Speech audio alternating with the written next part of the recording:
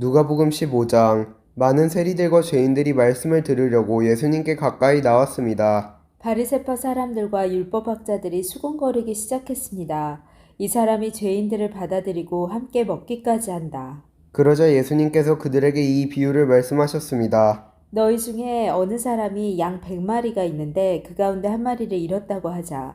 그러면 그는 99마리의 양을 들판에 남겨두고 잃은 양을 찾을 때까지 찾아다닐 것이 아니냐. 그리고 양을 찾으면 양을 어깨에 메고 기뻐할 것이다. 집으로 돌아오는 길에 친구들과 이웃을 불러 말할 것이다. 함께 기뻐하자. 잃었던 양을 찾았다. 내가 너희에게 말한다. 하늘에서는 회개할 필요 없는 99명의 의인보다 회개하는 죄인 한 명을 두고 더 기뻐할 것이다. 어떤 여자가 10개의 드라크마를 가지고 있다가 하나를 잃어버렸다고 하자.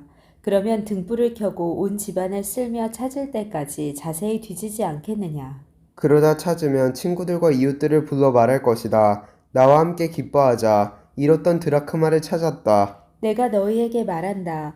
이처럼 회개하는 죄인 한 사람을 두고 하나님의 천사들이 크게 기뻐할 것이다.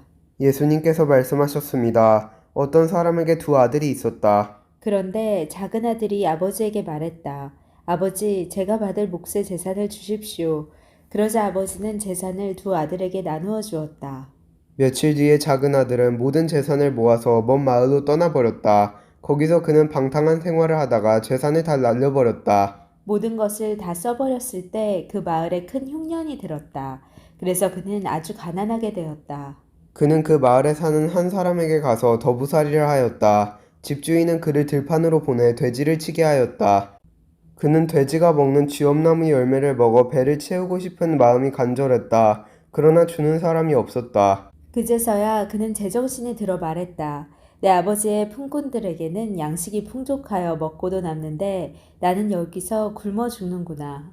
일어나 아버지께 돌아가 말해야겠다. 아버지, 저는 하나님과 아버지 앞에 죄를 지었습니다. 저는 더 이상 아버지의 아들이라고 불릴 자격이 없습니다. 저를 아버지의 품꾼 가운데 하나로 여기십시오. 그 아들은 일어나 아버지에게로 갔다. 그 아들이 아직 먼 거리에 있는데 아버지가 그를 보고 불쌍히 여겨 달려가 아들을 끌어안고 입을 맞추었다. 아들이 아버지에게 말하였다. 아버지, 저는 하나님과 아버지 앞에 죄를 지었습니다. 저는 아버지의 아들이라고 불릴 자격이 없습니다. 그러나 아버지는 종들에게 말했다. 서둘러 가장 좋은 옷을 가져와서 아들에게 입혀라. 또 손가락에 반지를 끼워주고 발에 신발을 신겨라. 그리고 살찐 송아지를 끌고 와서 잡아라. 우리가 함께 먹고 즐기자. 내 아들이 죽었다가 다시 살아났고 잃어버렸다가 다시 찾았다. 그래서 그들은 함께 즐기기 시작하였다. 그때 큰아들은 밭에 있었다. 그가 돌아와 집 가까이 다가왔을 때 음악 소리와 춤추는 소리를 들었다. 그는 종 하나를 불러 무슨 일인지를 물어보았다. 종이 아우님이 돌아오셨습니다.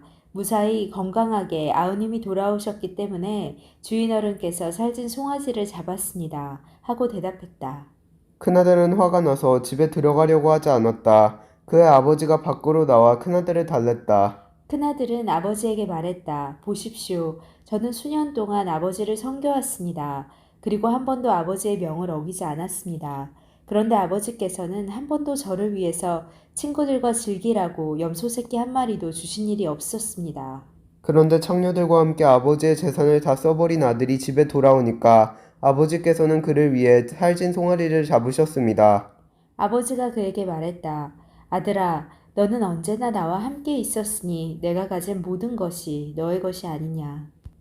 너의 동생은 죽었다가 다시 살아났고 잃었다가 다시 찾았으니 우리가 즐거워하고 기뻐해야 하지 않겠느냐. 아멘.